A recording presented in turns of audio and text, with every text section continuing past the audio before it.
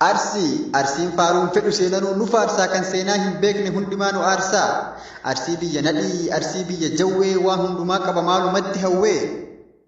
Arsii biyya gootaa biyya kamaal galchuu yoo barbaadde waa midhiiftullee nun galchu.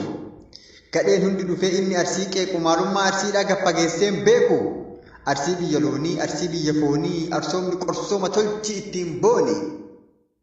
Arsii biyya dammaa biyya dhadhaaf garbuu kan beelayaan dhufee keessa darbu.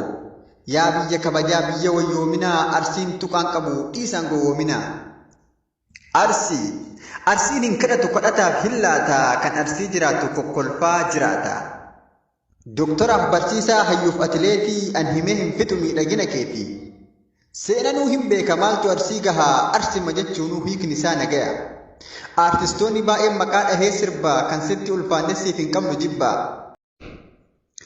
Akkasiin isin beeka ilmaan leenjisoo diigaa maqaa gootaa gabbaafnee hin dibachiifnu dhiigaa moohannee galla malee akkuma isaa kalee nuti haftee isaati leenjisotu nu dhalee. Dorgommiidhaaf dhihaannee michuutiiti saaffalmii moohannaan keenna tahee ka'ee ililche galmi.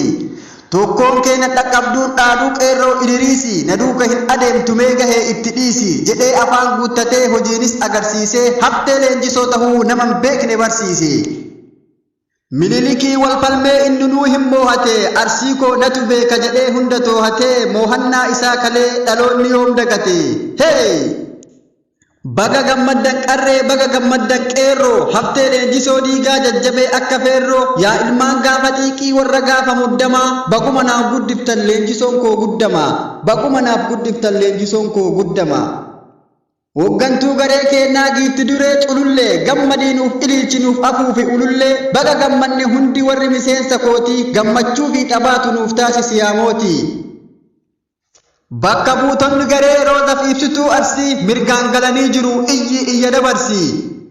Qeerroo koo idiriisii qacalee lafaa dhufaa moohannaan haftee gootaa ganaadha itti fufaa baga gammaddan baga gammanne viivaa haftee leenjisoo diigaa.